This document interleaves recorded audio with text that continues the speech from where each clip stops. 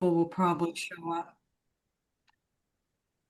Good afternoon. It's Thursday, June 25th. This is um, the finding the Advaita in A Course in Miracles, finding non-duality in A Course in Miracles. And all of you who were on this morning's call um, know Carol wasn't there, but we had a really honest and truthful phone conversation. So I'm going to ask that we just spend a couple minutes before we start just settling in and letting the day go and as we can, letting whatever moves us move us. So just sink into the moment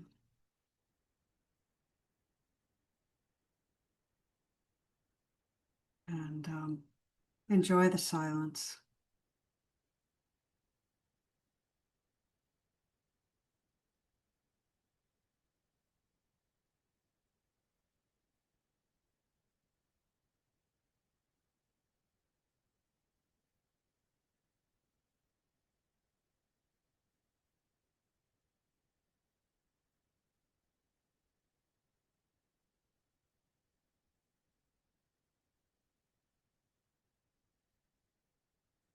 If you're moved to just say a prayer for those in Venezuela who are suffering.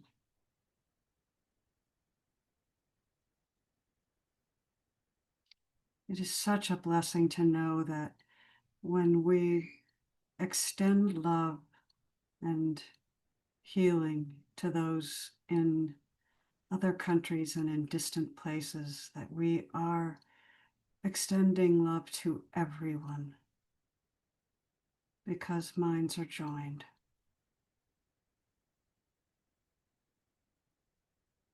Sometimes when we feel the most lonely and isolated,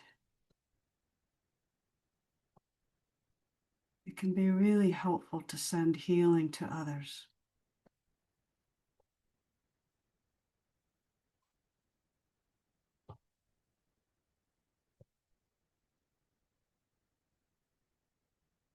Because that desire to be of help must arise from somewhere within us that knows its own power, its own worthiness, its own healing.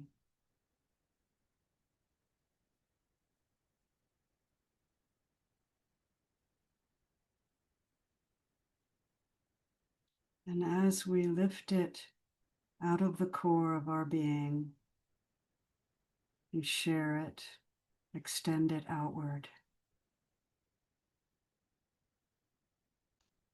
we cannot help but receive that which we send.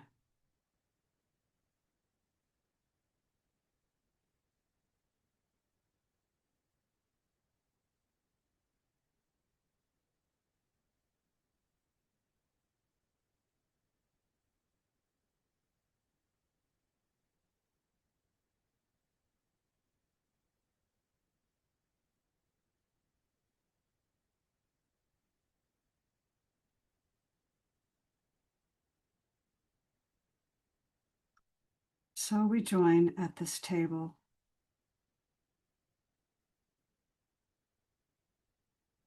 as the impulse comes together and the quality of how we are together, how we talk,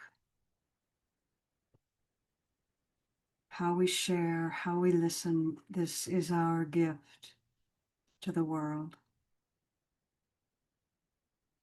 We discover the purpose of every gathering in the gathering, but it is always to recognize beauty and to love what is beautiful. As we share as we talk, as we listen. All of it is conversation, and it arises out of every particle of our being. It is alive. Welcome to this empty table, a cleared place where something new can happen. When we take the hands of those we love, what do those hands become? As we take each other's hands this afternoon for the next hour, let us know ourselves in truth. Let us be grateful to each other and grateful to that which brings us here now. In whatever way you come to this table, it is perfect.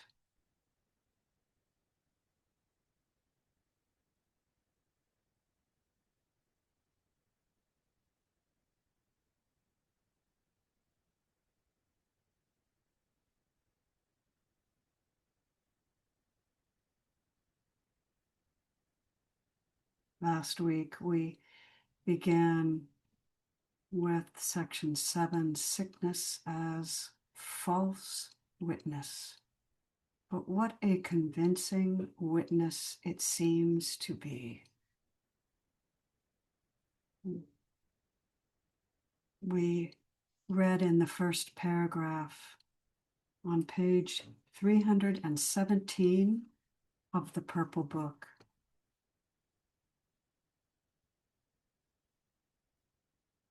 We read that the egoic thought system is functionally unable to see the whole picture. It is functionally unable to see it. It thinks it knows, but it cannot see beyond its own limitation.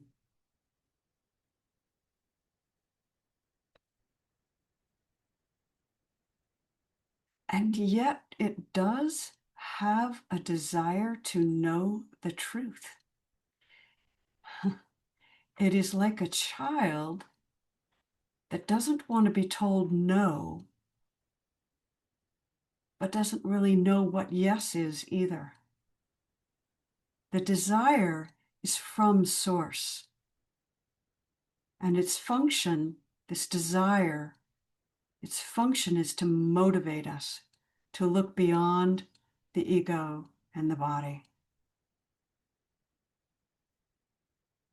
Because the egoic thought system can see only its own survival as its function.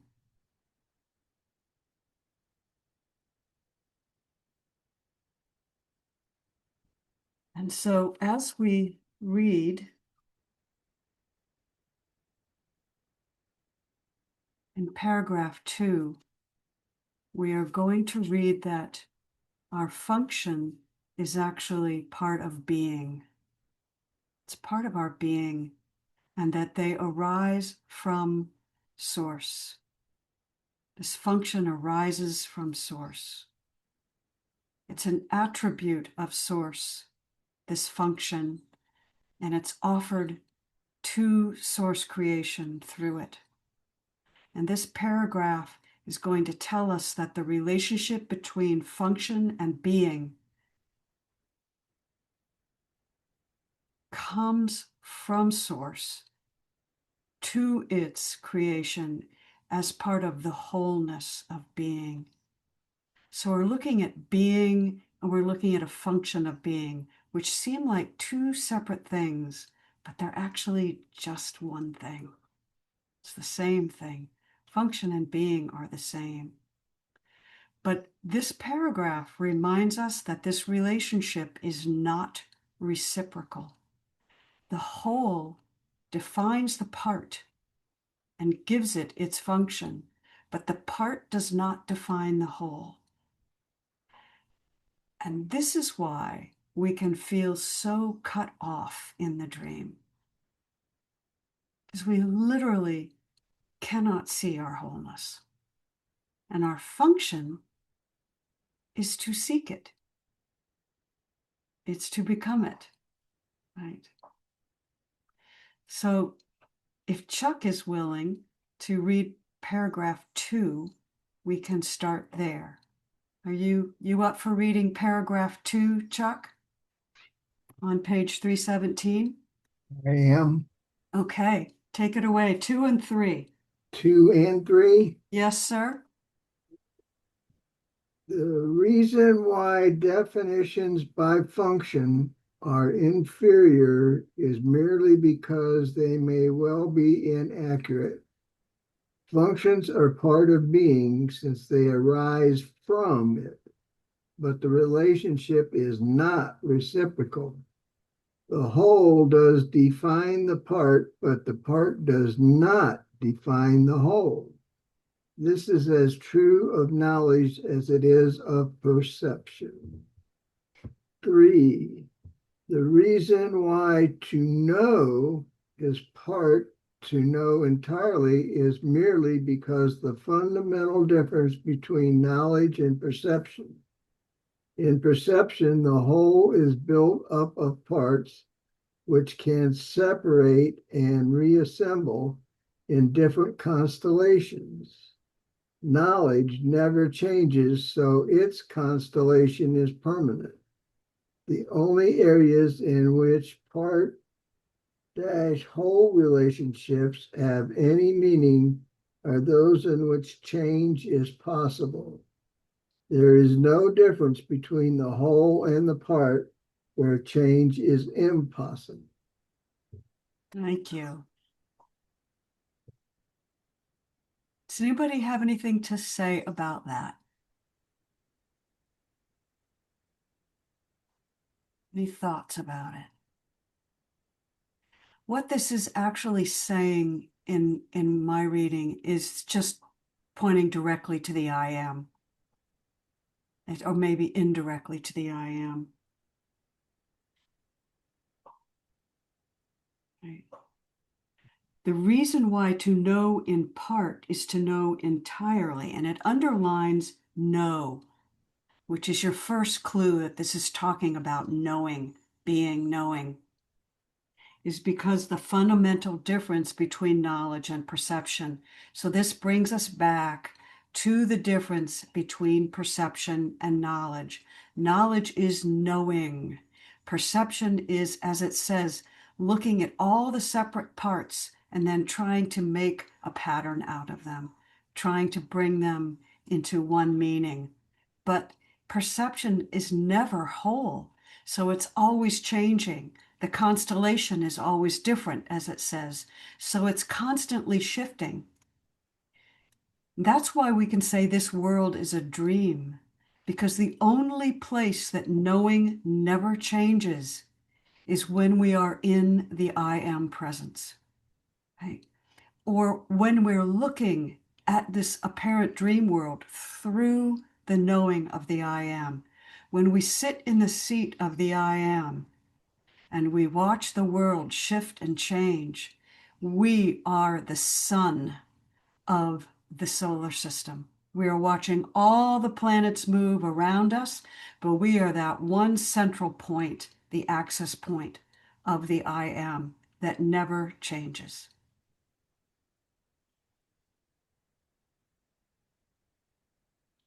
And so if you look at 39 at the bottom of the page, it says, to know any part of truth is to know all of it. Only perception involves partial awareness.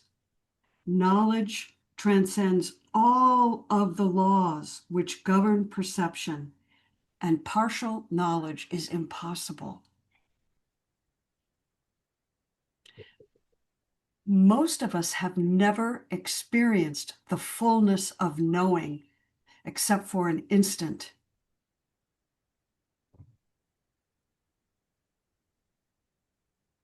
which is why I think near-death experiences are so interesting, because people who have near-death experiences come back with this sense of knowing that is complete, right?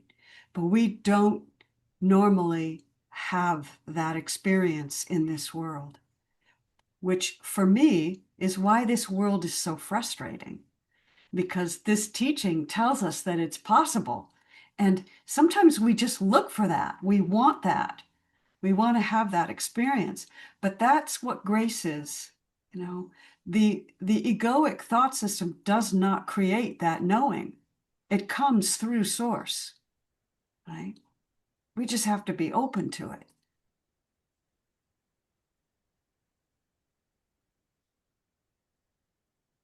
I don't know if it's relevant, but what's jumping out at me is the memory. I don't remember who it was.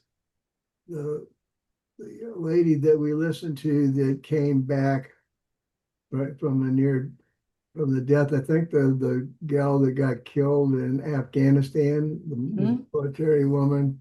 Yep. But what got me, it just came back to me when you were sharing that, was I recall that after she came back, she had all these experiences of what she was going to go through and knew everything and remembered, could tell it all, had all, but she also acknowledged at the end of what she was saying that once she was back in the body for a while, she was still hit with the frustrations and irritations of being in a body. Yeah. Even Yeah. though she had all that awareness and the experience, the knowing of it, the body still did that to her. And that's true of almost every single near-death experiencer that I've ever listened to, and I've listened to hundreds of them. Yeah, because it's such a genius, this veil of being in the body. Yeah, yeah. Thank you, Chuck. Carol.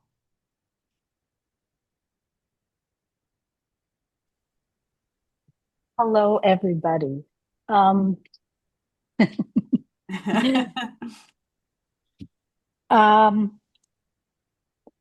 when I'm looking at this and feeling it, to know, knowing anything is knowing, is not full knowing because it's knowing an object. So it's knowing,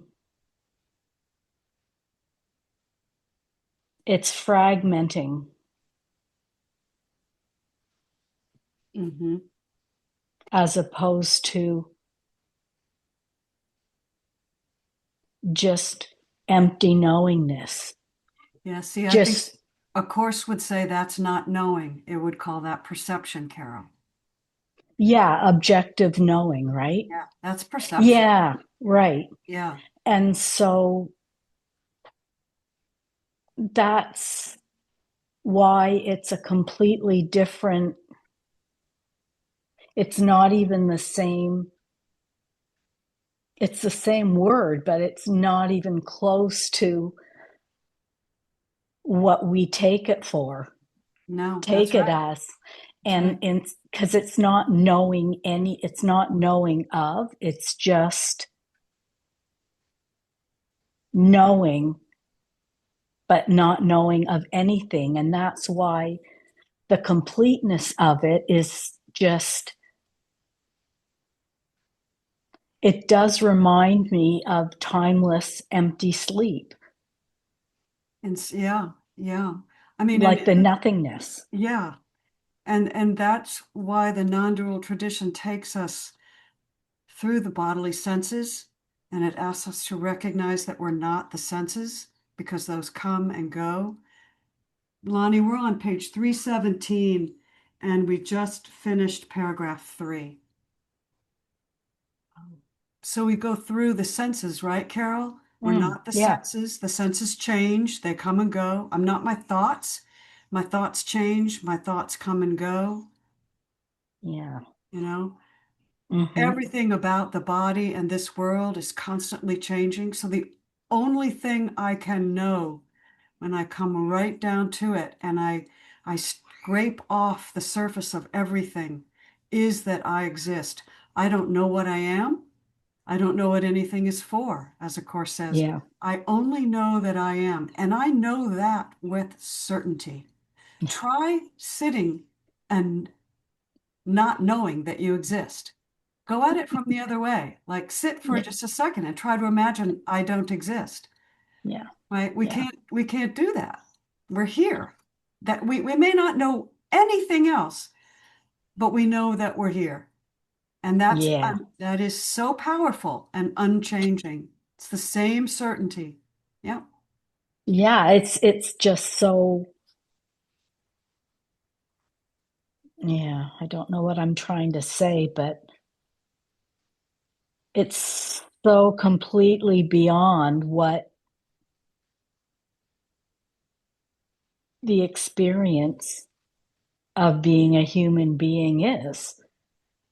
It's beyond it, and yet we can touch it, can't we? Yeah, it's like that little, like you said, just Yeah. that existence, which is you can't even, yeah, Yeah, Salvador Poe calls it crazy. having a holiday. And we have so many holidays. The holiday is when you just stop thinking and you're just being. And we do that 100 times a day, but we don't notice that we've done that. Yeah, He calls that having a holiday. So, yeah, thank you, Carol. Are you complete? I'm complete. Thanks. Okay, thank you. Mel, you're up. Hey, thanks. Hi, everyone. Yeah, I love that. I love having holidays more, more often. What I was considering was it's the knowing, it's the knowing that is essential, and the object isn't anything until it's known. So the object is also the knowing is, and the object are not separate, right? So everything is the knowing of it. The mind turns it into separate objects, but yet even the body, it's the knowing of it. It's all one. That's what I'm pointing to. It's all arising in a movement of awareness, right? Right. And there is, we say perception, yeah, that is the mind separating the into parts, Yeah. but it's the knowing of it is what makes it is what okay, again, it's hard to say in words, but yeah. Yeah. Thank you. I think we're in a time now where we are beginning to recognize that the external knowing is not relevant. We still have to move and function in it.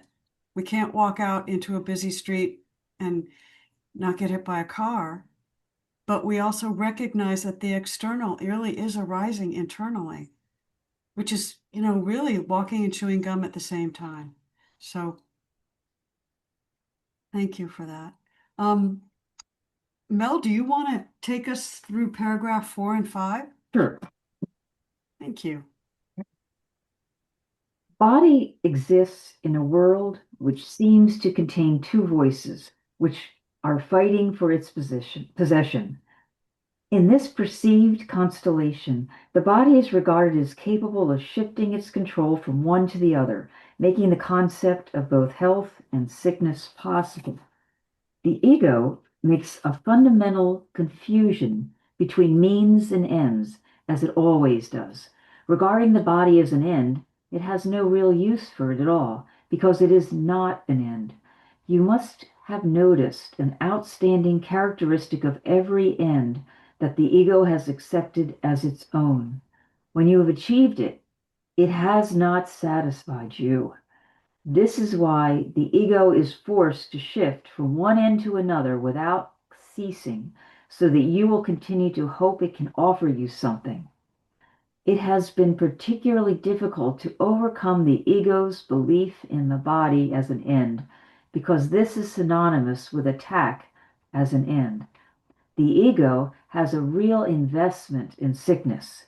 If you are sick, how can you object to the ego's firm belief that you are not invulnerable. This is a particularly appealing argument from the ego's point of view because it obscures the obvious attack which underlies the sickness. If you accepted this and also decided against attack, you could not give this false witness to the ego's stand. It is hard to perceive this as a false witness because you do not realize that it is entirely out of keeping with what you want. This witness, then, appears to be innocent and trustworthy only because you have not seriously cross-examined him. So the witness is the sickness, right? The illness, the discomfort. That's the witness.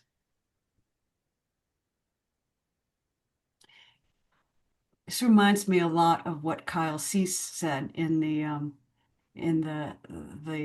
Looking for Truth Everywhere. Carol, we missed you there today. Kyle Cease really talked about the fact that the ego's motive or modus operandi is seek but do not find. Right.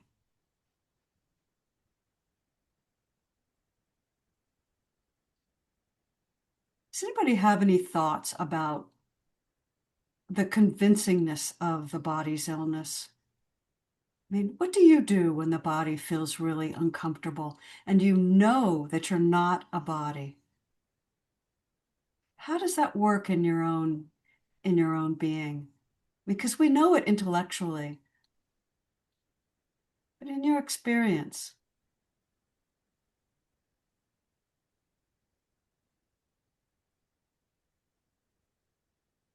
I mean, I love it that A Course says, go ahead and use magic. Don't forgo the medicine. If you need it, go ahead, because you can't learn in discomfort. You can't learn in fear. You know, and as Carol and Mel remind us all the time, it's all one anyway, right? It's all one thing. I mean, the Course is really focused on the duality, but even the medicine is still the oneness, right? Yeah. Yeah. I think it's this invitation to view the transient more potently through that spiritual lens. But I find that I am sick so much less than I used to be. The more I engage with teachings like that, or just like attitudinal adjustment. But when it does happen, it is this invitation to look in. It's a total reframing of of perception, I guess. But it's also hard because it's like both of these things. It's juggling these kind of. It's such a trip. I love the way that you put that. It's an invitation to reframe. I just wrote that in my margin. That's really lovely. Thank you for that, May. That's great. Alice and then Lonnie. Thank you. I think the illness, on one level you could say, but there's no illness and wholeness and wellness and perfection. It's just, how could that be? And I think that this physical discord is so accepted in the common field that there's a strong Yes. a supposed truth that, like, well, there's something going around, you know what I mean? And just it's raining, so I'm going to get a cold, all that sort of common false beliefs. And in science of mind, religious science, they work on this all the time about wealth, health, and non-sickness. So it's like, I think this phrase about it hasn't been cross-examined, this illness hasn't been cross-examined, to like questioning it, that it's true, that it's real, that it's like the spiritual being. Sometimes it's explained that the spiritual being could not be sick, cannot be broken, um, and that they let it ride along, that the body gets sick.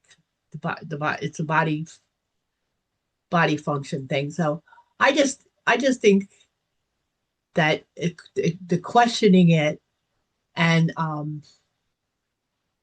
that especially the heredity thing, like, well, we're all diabetic, where do I come from? My grandpa had a heart attack, so of course you have heart issues.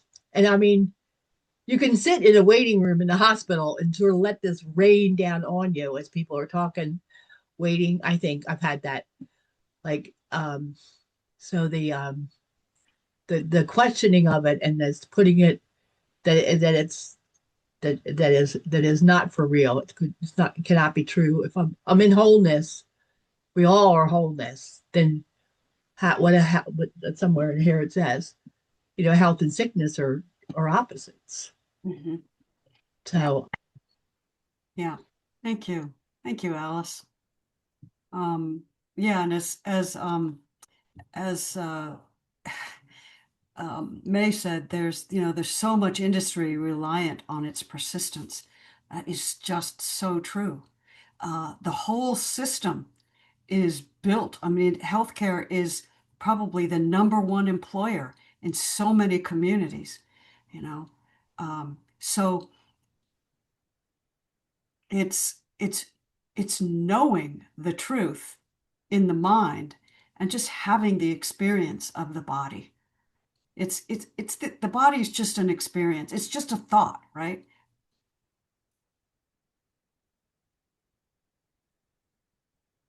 But it's a big thought. It's, as Alice said, it's in the common field. But knowing that is very helpful. Yeah, thanks, Alice. Lonnie, you're up. Come to the head of the table. Good afternoon, family. Good afternoon. I kind of agree with May, and the healthcare system greatly relies on you remaining sick in order for it to be a system. Um, I kind of a few years ago started walking with this consideration, or this, whatever you want to call it, that if you want to find out what's wrong with you, go to the people looking for what's wrong. If you want to find out what's happening, you go to people who aren't looking for what's wrong.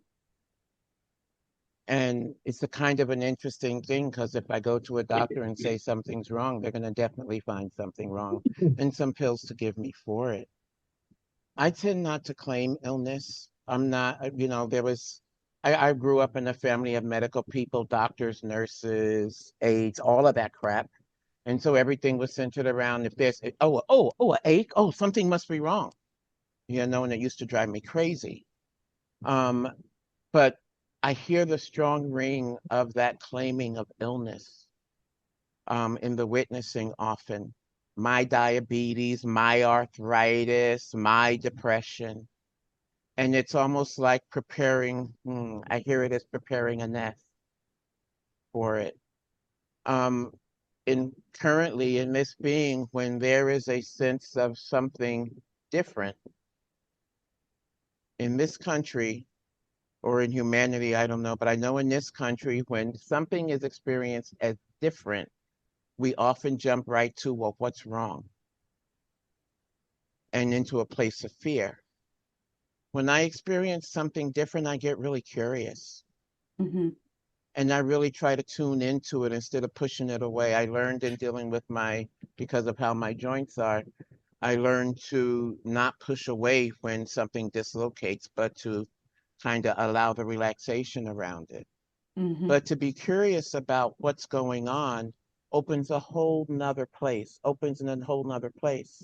And as I've actually been practicing Eastern medicine, for me, that seems the right question.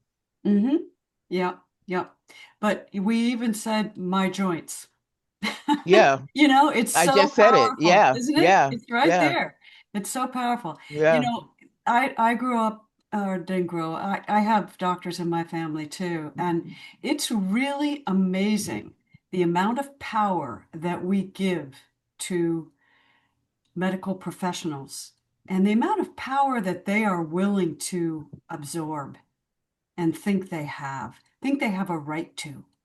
It's very interesting how the patient-doctor relationship requires that the patient gives up their autonomy to someone that thinks they have something that they don't have, that the patient doesn't have. And once you see it and you say, that's not part of my agreement, that begins to change things. But um, it's really something. Like, I've got a cardiologist in my family, a dentist in my family, a GP in my family, all these people. And in a way, this brings me back to Kyle Cease. I have begun, as I've gotten older and older, to see the trap that they've set for themselves, because they think they know, they think they're a body, and they think they're better than anybody else because they know. And so their curiosity is really diminished because they're comfortable, as Kyle said, they're comfortable in it. And anyway, that's a take. So Carol, then Mel, and then Regis. Thank you.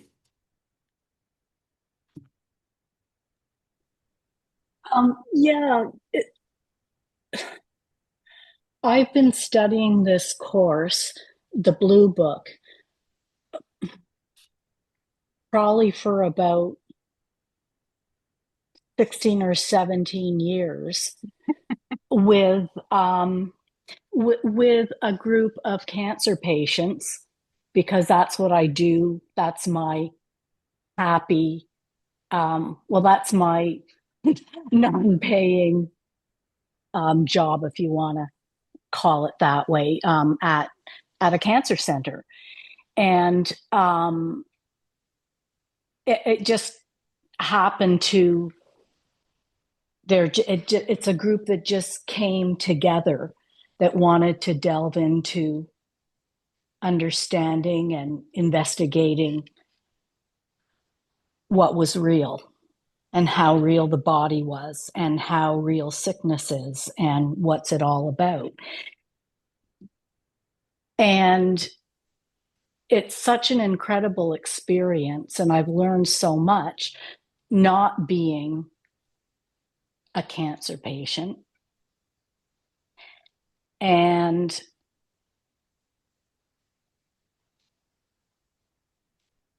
it seems that a lot of people with illness and illness that is chronic or apparently not curable, human beings with this often can recognize that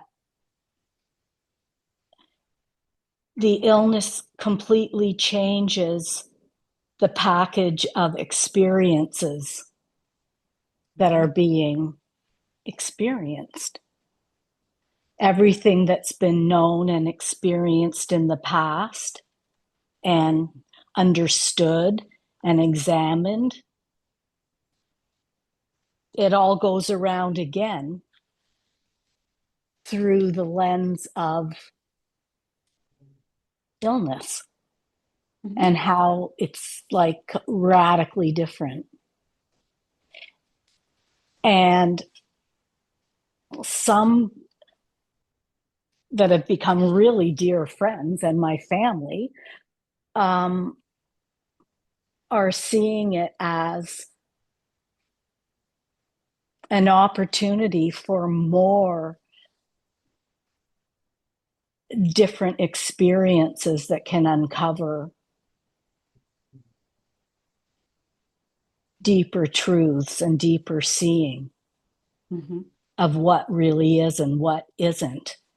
And so it can really, I don't know that there's any way that we can just go, oh no, there's no such thing as bodily illness. It's an experience in this dream, right? This is how it goes. But I think deep down inside it can be known that yes, this body mind is functioning differently.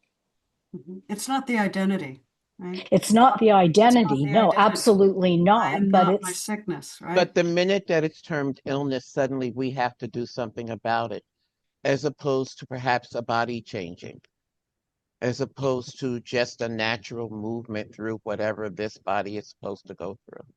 yes, The and minute it's some called choose not to. illness, Yeah. Yeah. Some choose not to do anything. Yeah. And some do choose to continue doing things, but to embrace whatever experience is happening, even embracing the fear that comes with it and the different physical experiences and pain and all of that, and just recognizing that all of that too is what is happening. That's what this entire realm is about. Yes. And Yep. this is like a different lens to go through it. That Yep. whether there's illness or not, eventually this experience or dream or whatever radically changes. Yeah. So it's almost like it's part of this realm, and it doesn't have to be seen as, oh my God, my life is being shortened. No, because if you know what you are, if you know the I am, even the illness changes, it fades, it grows, it expresses differently. It isn't what you are. So I loved May saying it's an invitation to really, as you said, Carol, go more deeply into the truth of what I am. Yeah. So yeah, And thank you. embrace the experience of it. Yeah, Like and if God we bless can. you. God bless you for walking the path with other people and knowing what you know. I'm sure you bring a lot um to whatever group you're in, you know. No, they bring a lot to me. It's Yeah, like it works completely both the other ways. way around. Yeah, yes, it works both ways, but there's Yeah. also real comfort in knowing what you are. So Yeah. thank you for that, Carol. Thank you. Mel, you're up next. Oh, okay. I don't want to prolong too much, but I grew up in Christian Science, and we never turned to doctors. I mean, it was expected. Like my parents would very rarely did they ever call a doctor in for anything, and it was the first thing was to recognize who you really are, and that you're again the whole idea of not a body, and it's what May was saying. It's in a way it you were saying, you don't get as sick as much anymore.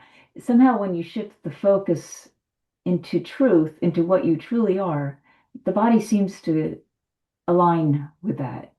Maybe it's a thing of frequency. Yeah, like, yeah, Lonnie was saying. It's a way that since you're not focusing on what's wrong, your first step is to recognize what you really are.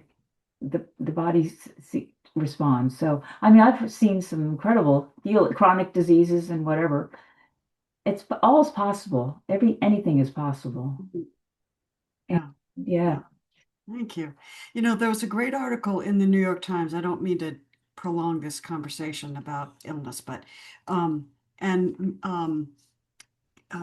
Carol, maybe you'll read next. But I just wanted to say the article in the New York Times focused on aging and inflammation as a measure of aging, and they found that aging isn't really exactly what we think it is. They found that more indigenous societies have inflammation, but it comes from things like parasites, germs, things like that. The body's response to its environment and pathogens in the environment or parasites in the environment. But it's a different kind of inflammation. They found that in Western civilizations, more advanced, whatever you want to call it, the inflammation was there, but it was because of stress. The pathogens weren't there, the bacteria weren't there, but the stress was there. So the inflammation was a completely different kind of inflammation between the two groups, which I think is very interesting. So I'll put that on the table. And oh, Lonnie, and then Carol's going to maybe read for us, unless someone else wants to.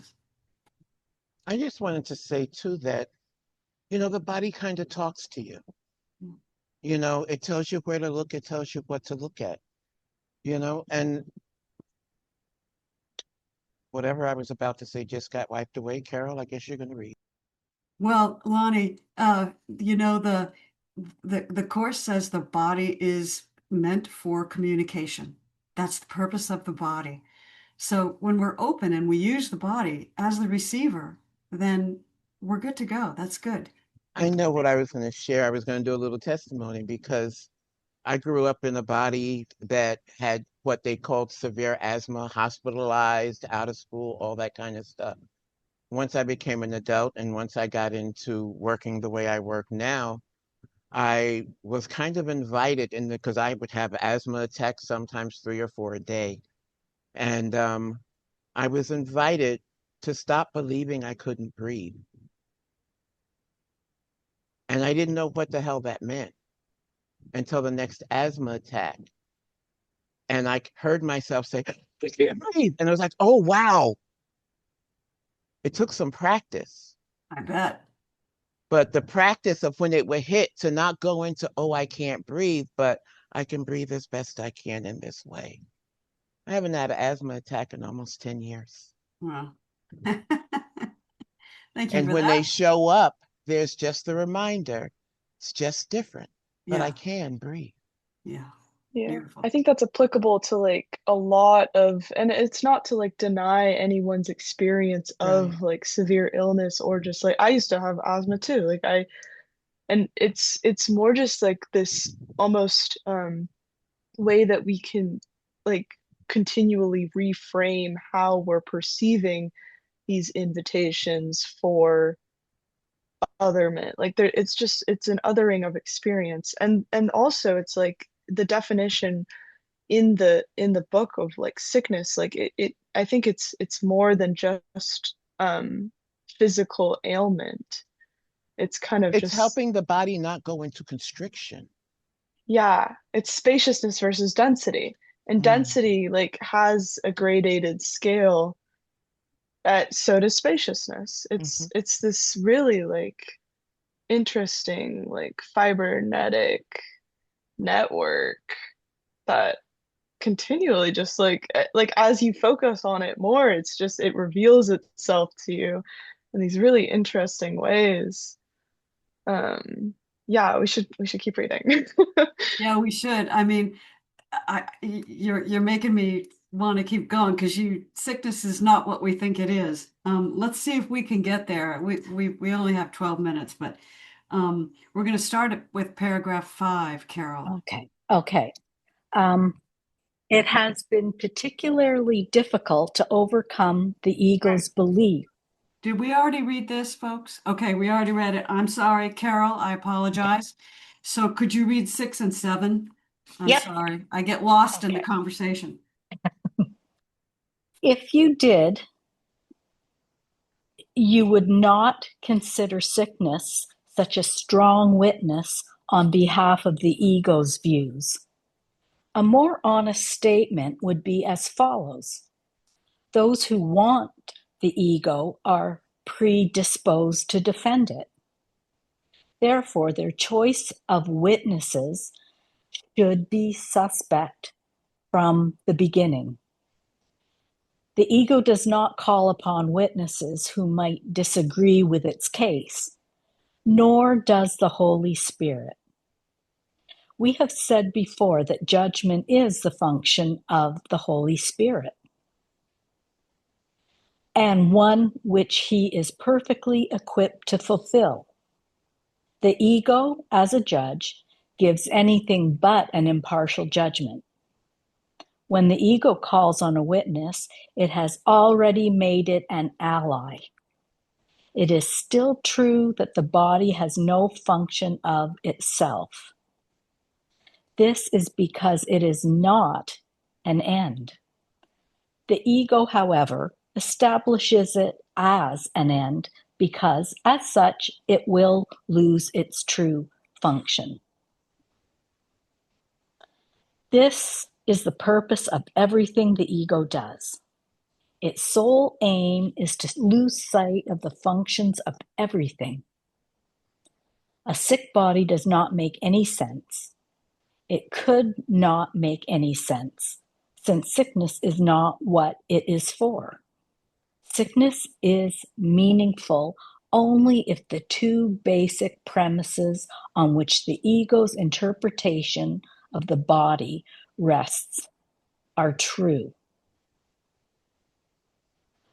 These are specifically, first, that the body is for attack, and second, that you are a body. Without this, sickness is completely inconceivable. Wow, that's pretty much in your face there, isn't it? Yeah. Yeah, that is Yeah. right in your face. Yeah. So we're just thinking of it as, oh, something is different, so it's wrong. So, oh no, it's not the norm, or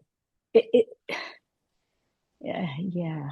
Yeah, yeah, And judgment is the function of the Holy Spirit, which is the shared inherent awareness that we are a derivative of the light of awareness. that's right. Yeah. That's the note in on 41. Thank you for reminding us of that, May. I have a quick So, question. Yeah. Is the body, I missed the opening part of this meeting. The body is for attack. That idea, is that around the fear of the body dying? Or that something has to be protected? The body is an attack upon the truth of what we are. The body is essentially an attack upon the I am. It is an attack upon your invulnerability. Yeah. I think it's the total If identification there was with the another body. word besides attack, what would it be? Because I don't understand attack in this Okay. way. All right. Let's read paragraph 8. Who wants to read paragraph 8? Because Lonnie, I think this will get to your question. May, go for it. Sickness is a way of demonstrating that you can be hurt. And It is that's a what witness. that is what the body's for. There you go, right there. Thank you, May. Yeah. Keep going. It is a witness to your frailty, your vulnerability, and your extreme need to depend on external guidance. The ego uses this as its best argument for your need for its guidance. It dictates endless prescriptions for avoiding this catastrophic outcome. Keep going. The Thank you. Holy Spirit, perfectly aware of the same data, does not bother to analyze them at all. If the data are meaningless, then there is no point in treating them. The function of truth is to collect data which are true. There is no point in trying to make sense out of meaningless data. Any way they are handled results in nothing. The more complicated the results become, the harder it may be to recognize their nothingness. But it is not necessary to examine all the possible outcomes to which premises give rise to judge the premises truly. Okay, that was a little bit complicated, but Lonnie, did that begin to answer your question? Sickness and the body are a way of demonstrating that you can be hurt, that you are not God's being. So if you agree to sickness, it's agreeing to the illusion that you can be hurt. That's correct. Okay. Yeah. And it's really placing our it's responsibility of thought, I think, because it's placing us as the creator. It's really like, Well, if we really claim sickness, we get sick. Yeah, precisely. okay. but If we sickness agree to it. happens. It happens. It's very natural. It's just, Yeah. But I wonder so is again wake. Yeah. I wonder again if the minute we refer to it as sickness and thus something in the attack on the body, if it changes its frequency. Well, Other those than spirit. the body Yeah. catches a cold sometimes. It sneezes. Right.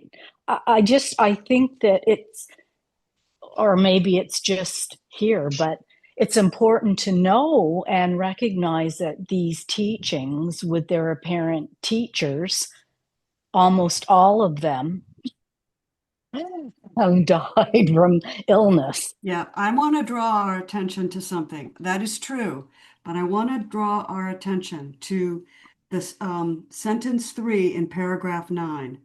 Or actually, let's go just paragraph 9. The Holy Spirit, that means the whole sense, the I am, perfectly aware of the dream, does not bother to analyze the dream at all.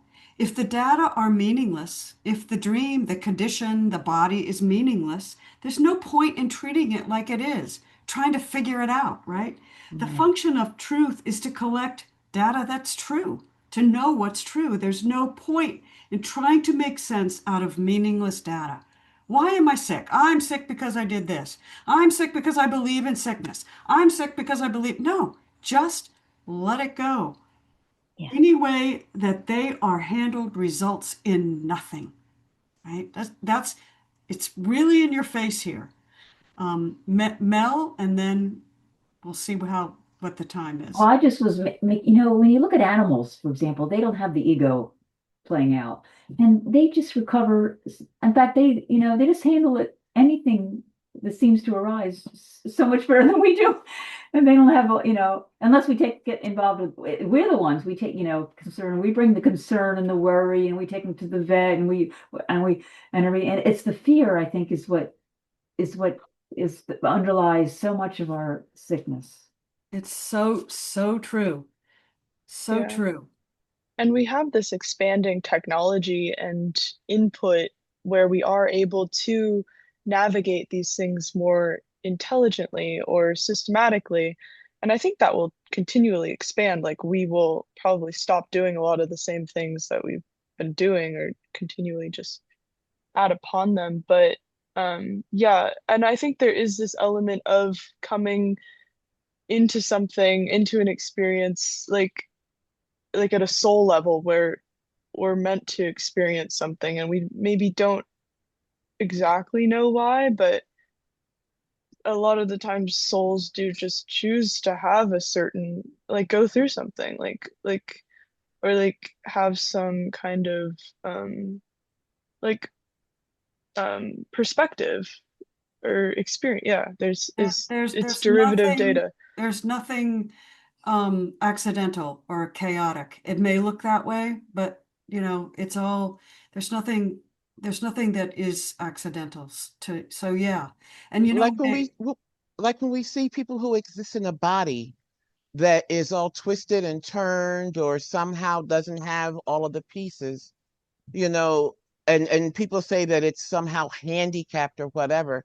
What we tend to want, I just realized I'm just being told I interrupted you, Amy. I'm sorry I didn't even hear it, but I'm being told that and I apologize. I'm sorry. That's so funny. No, it's what it is. I don't take it personally. We only have 1 minute left. Thank you, Lonnie. It is funny though how these mega trillionaires now are spending all this money on trying to keep the body alive. And it's because they think they created themselves, right? It's what May said. We think we created ourselves. It's oh my gosh. Amy, have you ever noticed that the more diseases we seem to heal, more crop up? Oh God, yeah, And, absolutely. or the Absolutely. Ebola virus. I mean, Yeah. it's the mortal mind. Just this is the way it's. Yeah, and it will always be that way. Oh my gosh. It's a very fertile field. It's a fertile field. Oh my goodness. All right, it's 4:59. We have gone through another hour together at this table and shared the truth together, and I so appreciate it. So appreciate it. Next week we will start on paragraph 10 on page 319. And so that's where we'll be with a learning device is not a teacher. So settle in and let's be grateful to each other, to the teachings, to ourselves. And come, whoever you are, wanderer, fire worshiper, lover of leaving. This is not a caravan of despair. It does not matter that you have broken your vows 1,000 times. Still come, and yet again. So go out there and break your vows. See what happens. You're eternal. You're infinite. You can do whatever you want. Just remember what you are in truth and enjoy the experience. We'll see you back here at the table. Same time, 4 o'clock next Thursday. And tomorrow, if you can make it, we'll see you at 10 to continue our reading of the guides. And Carol, as always, join us when you can.